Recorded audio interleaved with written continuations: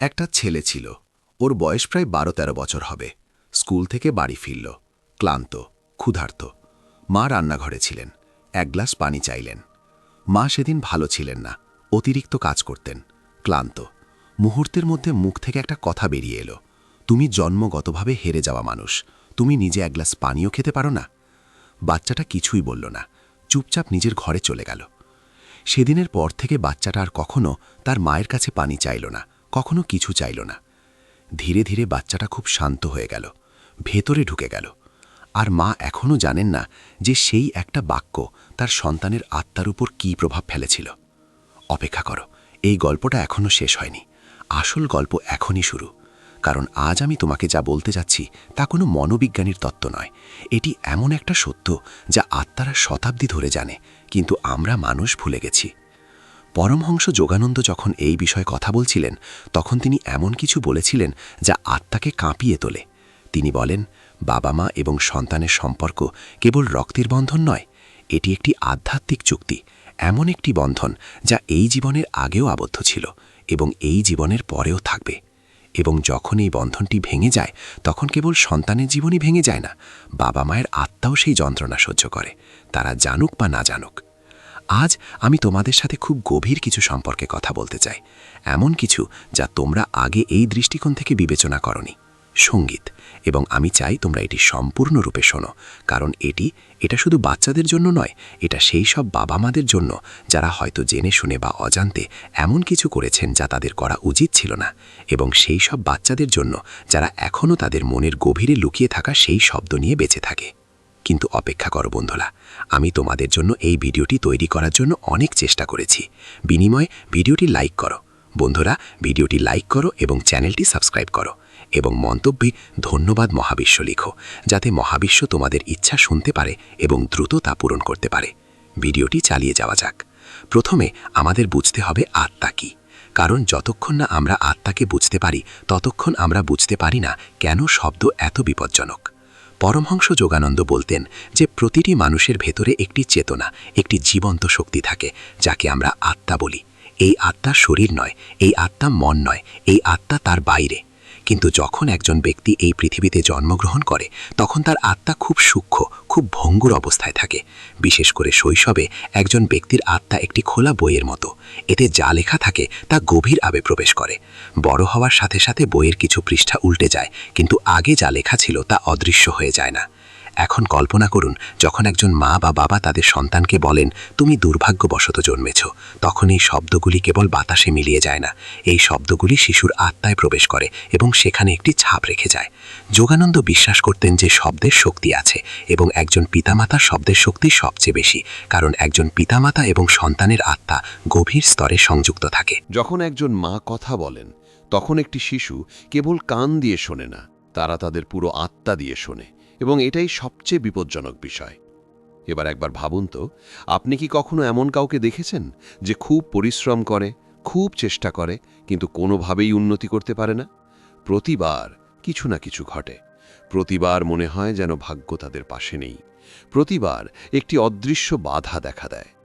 প্রায়শই এর মূলে থাকে শৈশবকাল। খুব অল্প বয়সে কেউ তাদের কানে ফিসফিস করে বলেছিল এমন কথা।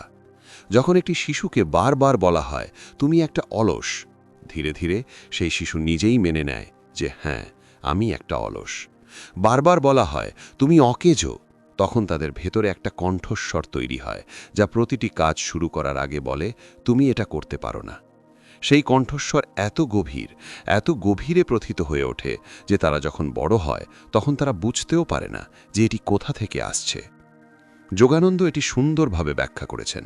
তিনি বলেছেন যে ঠিক যেমন একটি বীজ মাটিতে বপন করা হয়, তেমনি তার গাছ বিষ শোষণ করবে।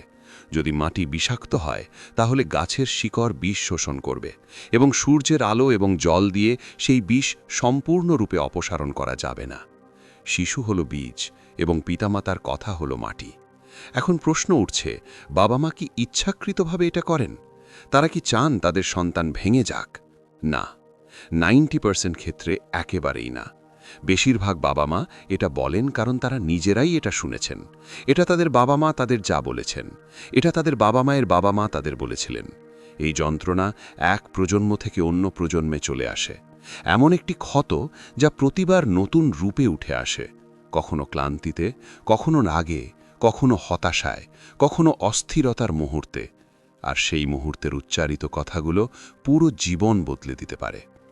পরমহংস যোগানন্দ তার জীবনে অনেক মানুষের সাথে দেখা করেছিলেন এবং তিনি লক্ষ্য করেছিলেন যে যারা শৈশবে ভালোবাসা এবং উৎসাহ পেয়েছিলেন তাদের আত্মায় এক ভিন্ন উজ্জ্বলতা ছিল, তাদের সবকিছুতেই ছিল এক শক্তি, ছিল এক আত্মবিশ্বাস, এবং যারা শৈশবে কেবল সমালোচনা এবং অপমান পেয়েছিলেন তাদের চোখে এক অদ্ভুত দুঃখ ছিল, এমন দুঃখ যা তারা নিজেরাই বুঝতে পারেনি।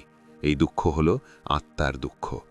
এখন আমি তোমাদের আরেকটি গভীর কথা বলি যা তোমরা আগে কখনো ভাবনি। যখন বাবা মা বারবার তাদের সন্তানকে বলে যে তুমি কেন মারা যাও না, নাকি তোমার জন্ম না হলেই ভালো হতো, শুধু সন্তানের সাথেই নয়, বাবা মায়ের সাথেও। যোগানন্দ বিশ্বাস করতেন যে আত্মারা একে অপরের সাথে সংযুক্ত, বিশেষ করে মা এবং সন্তানের আত্মা। যখন একজন মা তার সন্তানের অস্তিত্ব অস্বীকার করেন, তখন তিনি এক অর্থে তার নিজের আত্মার একটি অংশকে অস্বীকার করেন, কারণ সেই শিশুটি তারই একটি অংশ। যখন আমরা এমন কিছু অস্বীকার করি যা আমাদের একটি অংশ, তখন আমরা নিজেদেরও ভেঙে ফেলি। এই কারণেই অনেক বাবা মা যারা এই ধরনের কথা বলেন তারা ভেতরে ভেতরে খুব শূন্য বোধ করেন, তারা খুব একা বোধ করেন, এবং প্রায়শই তারা বুঝতে পারেন না যে এই শূন্যতা কোথা থেকে আসছে। সেই শূন্যতা সেই ভাঙা আধ্যাত্মিক অবন্ধন থেকে আসে। এবার আসুন, আপনার মনে যে প্রশ্নটি আসছে তা নিয়ে আসি। এটি কি মেরামত করা যেতে পারে? যা ভেঙে গেছে তা কি মেরামত করা যেতে পারে? হ্যাঁ, তবে এটি করার জন্য আমাদের প্রথমে বুঝতে হবে যে এই বন্ধন কিভাবে কাজ করে। যোগানন্দ বলতেন যে প্রতিটি আত্মা একটি উদ্দেশ্য নিয়ে এই পৃথিবীতে আসে, এবং একটি সন্তানের জন্ম কোনো দুর্ঘটনা নয়। কোনো শিশু আধ্যাত্মিক কারণ ছাড়া কারোর ঘরে জন্মগ্রহণ করে না। প্রতিটি বাবা মা এবং সন্তানের একটি অতীত সম্পর্ক থাকে, একটি পটভূমি। কখনো সেই সম্পর্ক ভালোবাসার, কখনো শেখার, কখনো ঋণ পরিশোধের, কিন্তু এটা অবশ্যই বিদ্যমান। যখন একটি আত্মা শিশু হয়ে কারোর বাড়িতে আসে, তখন তা আসে কারণ সেই পরিবারের সাথে তার কিছু পূর্ণতা পায়, এবং সেই পরিবারের সেই সন্তানের সাথে তার সম্পূর্ণতা পায়। যখন বাবা মা তাদের সন্তানকে অপমান করে, তাদের অস্তিত্ব অস্বীকার করে, তখন তারা সেই সন্তানের আধ্যাত্মিক উদ্দেশ্যকে বাধাগ্রস্ত করে, এবং এই বাধা কেবল এই জীবনকাল ধরে স্থায়ী হয় না। এই কারণেই যোগানন্দ এই বিষয়ে এত গভীর এবং স্পষ্টভাবে কথা বলেছিলেন। তিনি বলেছিলেন যে একজন বাবা মায়ের সবচেয়ে বড় দায়িত্ব হল তাদের সন্তানের আত্মাকে রক্ষা করা, তাদের উৎসাহিত করা, তাদের অনুভব করানো যে তারা এই পৃথিবীতে একটি উদ্দেশ্য নিয়ে এসেছে। কিন্তু যখন বাবা মা নিজেরাই ভেঙে পড়েন, যন্ত্রণায় ভোগেন এবং জীবন থেকে ক্লান্ত হন, তখন তারা এটি করতে পারেন না, এবং তারপরে তারা তাদের সাথে যা ঘটেছিল তা পুনরায় অভিনয় করেন। তারা তাদের ক্ষতস্থানে চাপা পড়ে থাকা একই কথা পুনরাবৃত্তি করেন। এই কারণেই বাবা মাকে দোষারোপ করা সহজ, তবে এটি বোঝা গুরুত্বপূর্ণ। যোগানন্দ আরেকটি কথা বলতেন যে একজন ব্যক্তির সবচেয়ে বড় শক্তি হল তাদের আত্মসচেতনতা, অর্থাৎ তারা কি করছে এবং কেন তারা তা করছে তা জানা। যখন একজন বাবা মায়ে আত্মসচেতনতা জাগ্রত করেন, তখন তারা নিজেদের রূপান্তর করতে পারেন, এবং যখন তারা নিজেরাই পরিবর্তন করেন, তখন তাদের এবং তাদের সন্তানের মধ্যে সেই ভাঙা বন্ধন পুনরায় প্রতিষ্ঠিত হতে পারে। এখন আমি আপনাকে আরও একটি কথা বলতে চাই, এমন কিছু যা অনেকেই জানেন না। যখন আমরা বারবার কাউকে একইভাবে দেখি, তখন আমরা তাদের গঠনে সাহায্য করি। বৈজ্ঞানিক পরিভাষায় একে পিগমেলিয়ান এফেক্ট বলা হয়, কিন্তু যোগানন্দ এই অনেক আগেই আধ্যাত্মিক পরিভাষায় ব্যাখ্যা করেছিলেন। তিনি বলেছিলেন যে আমাদের চিন্তাভাবনার শক্তি আছে, এবং যখন আমরা বারবার কারো সম্পর্কে একই চিন্তাভাবনা করি, তখন সেই চিন্তাভাবনাগুলি সেই ব্যক্তির শক্তিকে প্রভাবিত করে। যখন একজন মা বারবার ভাবেন এবং বলেন আমার সন্তান অকেজো, আমার সন্তান অলস, তখন তিনি তার চিন্তাভাবনার শক্তি দিয়ে শিশুটিকে সেই দিকে ঠেলে দিচ্ছেন, এবং শিশুটি ইতিমধ্যেই তার মায়ের শক্তির সাথে সংযুক্ত সেই ধাক্কা অনুভব করে এবং ধীরে ধীরে সেই দিকে এগিয়ে যায়। এটি রহস্যবাদময়, এটি আধ্যাত্মিক সত্য। একইভাবে যখন একজন মা তার সন্তান সম্পর্কে ভাবেন আমার সন্তান বুদ্ধিমান, আমার সন্তান কিছু করতে পারে, আমার সন্তান একজন মহান ব্যক্তি হয়ে উঠবে, তখন তিনি সেই সন্তানের আত্মাকেও সেই দিকে উজ্জীবিত করেন এবং শিশু সেই শক্তি নিয়ে এগিয়ে যায়।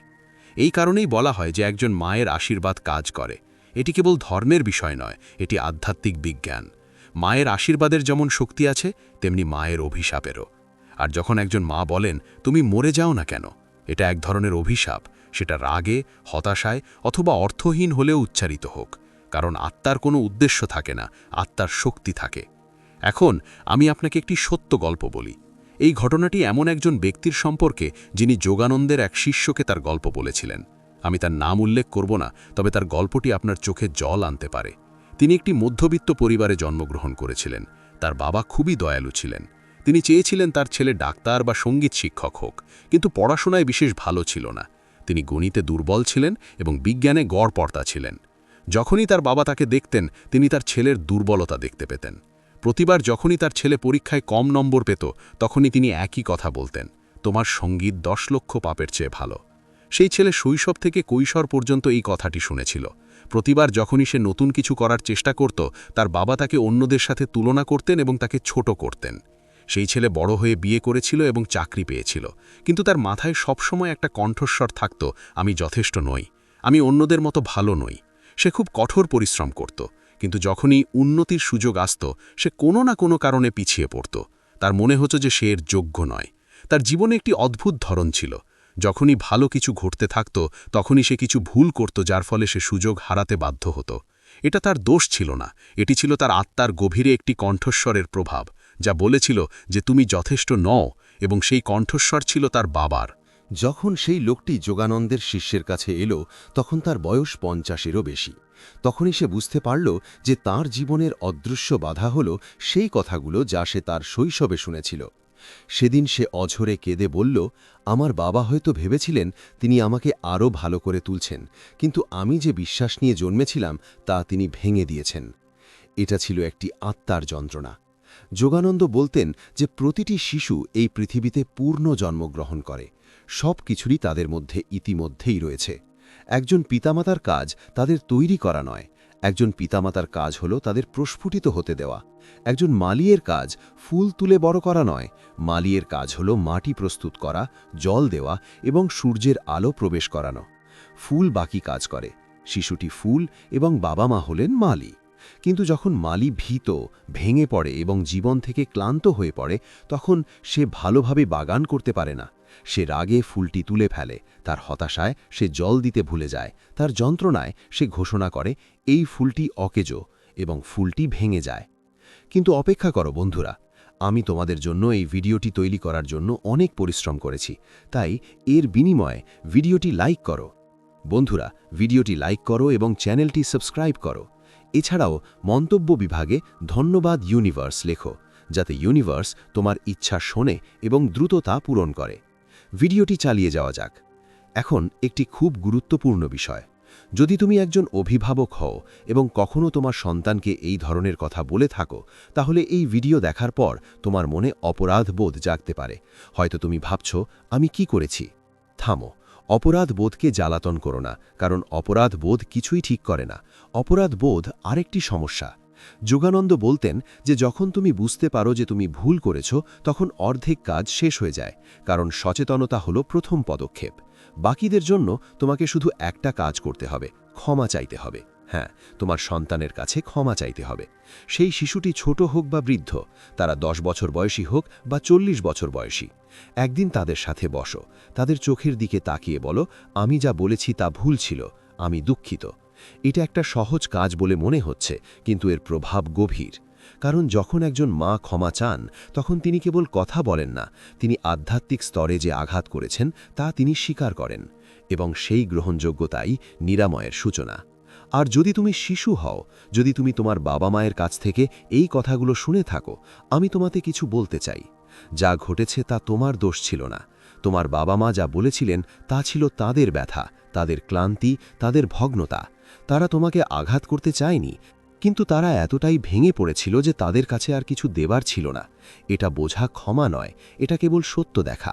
এবং যখন তুমি এই সত্যটি দেখো, তখন অদ্ভুত স্বস্তির অনুভূতি হয়, কারণ তুমি শৈশব কাল থেকে যে বোঝা বয়ে বেড়াচ্ছ তা তুমি ফেলে দিতে পারো।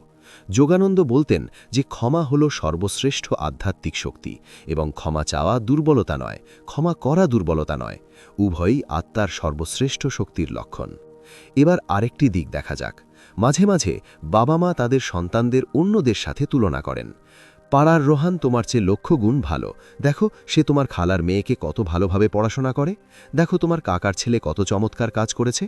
এই তুলনা নীরব ধাতকের মতো কাজ করে, কারণ যখন একটি শিশুকে বারবার অন্য শিশুর সাথে তুলনা করা হয়, তখন তারা এই বার্তা পায় যে তারা যেমন আছে তেমন যথেষ্ট নয়, তাদের অবশ্যই অন্য কিছু হতে হবে, তারা যা তা যথেষ্ট ভালো নয়, এবং এই বার্তাটি সেই শিশুর পরিচয়কে ভেঙে দেয়। প্রতিটি মানুষ এই পৃথিবীতে একটি অনন্য আত্মা নিয়ে আসে। তাদের মতো কেউ নেই, তাদের কারুর সাথে তুলনা করা যায় না, কিন্তু যখন বাবা মা তুলনা করেন তখন তারা সেই অনন্যতাকে অস্বীকার করেন। যোগানন্দ বলতেন যে প্রতিটি আত্মা একটি অনন্য আলো নিয়ে আসে, এবং সেই আলোর তুলনা অন্য যে কোনো কিছুর সাথে করা কেবল অকেজনই নয়, বরং ক্ষতিকর। যদি আপনি একটি মোমবাতিকে সূর্যের সাথে তুলনা করেন, তাহলে এটি নিভে গেছে বলে মনে হবে, কিন্তু যখন রাতে সূর্য থাকে না, তখন সেই একই মোমবাতি পুরো ঘরকে আলোকিত করে। আপনার সন্তান হল সেই মোমবাতি। এর আলো ভিন্ন, এর চাহিদা ভিন্ন, এর সময় ভিন্ন। সূর্যকে বানানোর চেষ্টায় নিজের আলো নিভিয়ে ফেলবেন না। এখন আরও একটি গুরুত্বপূর্ণ বিষয়, এবং যা প্রায়শই উপেক্ষা করা হয়, যখন একটি শিশুকে বারবার বলা হয় তুমি আমাদের জীবন নষ্ট করেছ, তখন সেই শিশুটি এমন একটি বোঝায় ভারাক্রান্ত হয় যা বহন করার শক্তি কোনো শিশুর নেই। একটি শিশু তাদের বাবা মায়ের জীবন নষ্ট করতে পারে না, কারণ সেই শিশুটি একটি সম্পূর্ণ জীবন যা সবেমাত্র শুরু হয়েছে, যা এখনও বেঁচে থাকেনি। যখন বাবা মা এই কথা বলেন, তখন তারা আসলে তাদের নিজস্ব হতাশা, তাদের নিজস্ব ভাঙা স্বপ্ন এবং তাদের নিজস্ব যন্ত্রণা সন্তানের উপর চাপিয়ে দিচ্ছেন। কিন্তু শিশুটি পার্থক্য বুঝতে পারে না। তারা মনে করে, হ্যাঁ, আমার কারণে আমার বাবা মায়ের জীবন নষ্ট হয়ে গেছে, এবং সেই শিশুটি সারা জীবন এই অপরাধবোধ বহন করে। তারা নিজেদের ক্ষমা করে না, তারা সারা জীবন সুখকে ভয় পায়, কারণ তাদের গভীর বিশ্বাস আছে যে তারা এর যোগ্য নয়। এটি একটি বিরাট নিপীড়ন, এবং এই নিপীড়ন জ্ঞাতসারে বা অজান্তে ঘটে। যোগানন্দের শিক্ষার একটি কেন্দ্রীয় ধারণা রয়েছে। প্রতিটি মানুষ সুখের জন্য এই পৃথিবীতে এসেছে। প্রতিটি আত্মার প্রকৃতি আনন্দ, এবং যে কোনো কিছু সেই আনন্দকে বাধা দেয় তা এক ধরনের আধ্যাত্মিক বাধা। যখন বাবা মায়ের কথা একটি শিশুর মধ্যেই বিশ্বাস জাগিয়ে তোলে যে তারা সুখের যোগ্য নয়, তখন তারা সেই সন্তানের আধ্যাত্মিক প্রকৃতির বিরুদ্ধে কাজ করে, এবং আত্মার বিরুদ্ধে প্রতিটি কাজ একদিন নিজেকে ব্যথা হিসাবে প্রকাশ করে, তা সেই ব্যক্তির জীবনে হোক বা তাদের সন্তানদের জীবনে হোক। কারণ আত্মা যা পায় না, তা পরবর্তী জীবন পর্যন্ত তা অনুসন্ধান করতে থাকে। যোগানন্দ এটি সবচেয়ে গভীরভাবে ব্যাখ্যা করেছেন। আমরা এই জীবনকে আলাদাভাবে দেখতে পারি না। আমরা পারি না আমাদের বাবা মায়ের সাথে আমাদের সম্পর্ককে আলাদাভাবে দেখি। আমরা আমাদের সন্তানদের সাথে আমাদের সম্পর্ককে আলাদাভাবে দেখতে পারি না।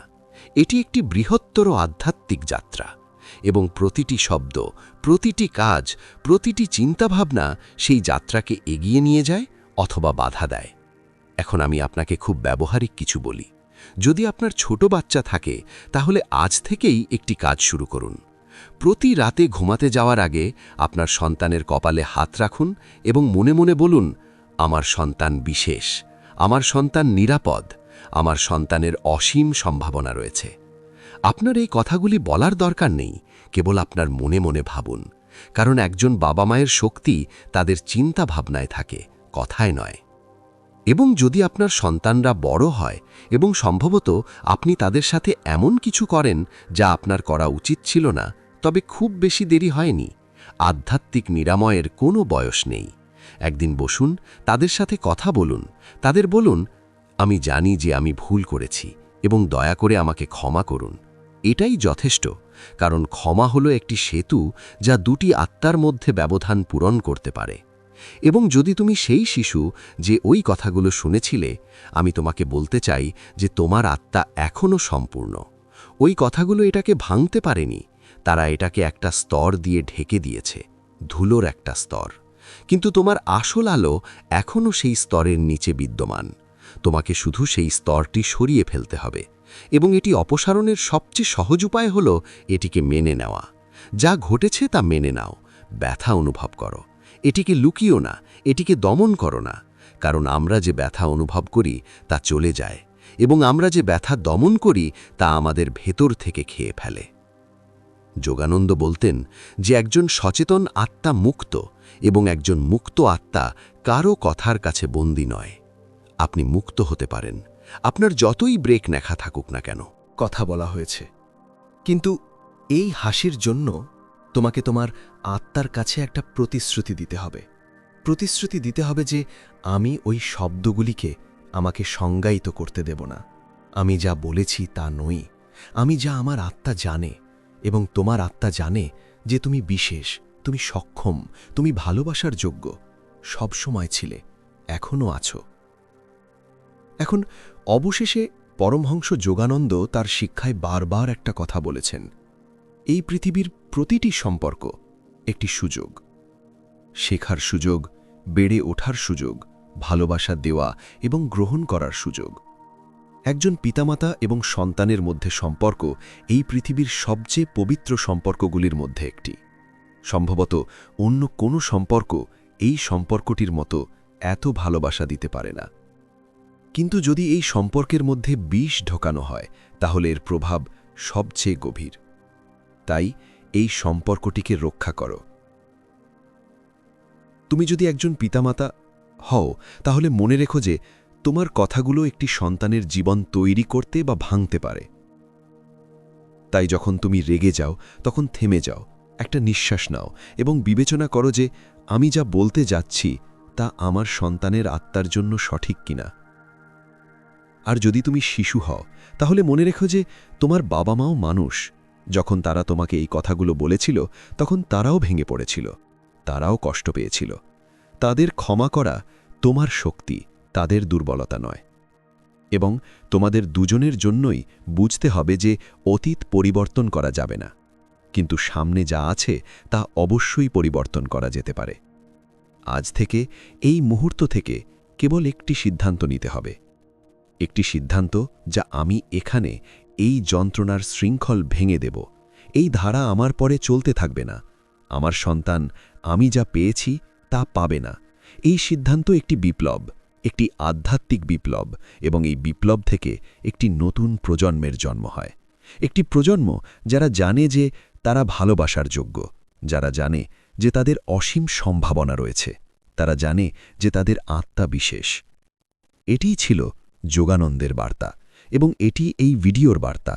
মরে যাও, কিন্তু তোমার সন্তানকে এমন শব্দ বলো না যা তার আত্মাকে ভেঙে দেবে, কারণ সেই শব্দগুলি কেবল বাতাসে যায় না, তারা আত্মায় যায়।